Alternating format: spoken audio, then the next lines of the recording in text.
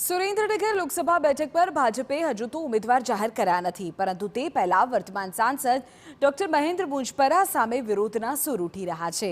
સુરેન્દ્રનગર લોકસભા વિસ્તારમાં આવતા બાળા ગામના લોકોનો આરોપ છે કે સાંસદે 5 વર્ષમાં એક પણ વખત તેમના ગામની મુલાકાત નથી લીધી।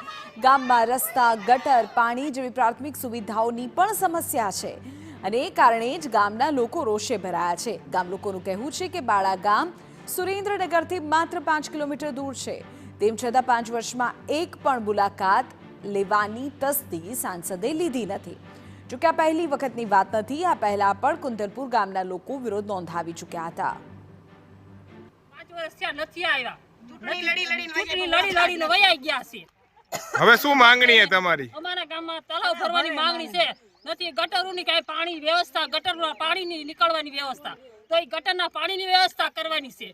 એના લીધે અમને રોગચાળો ફેલાય છે, ગામમાં ગંદકી થાય છે।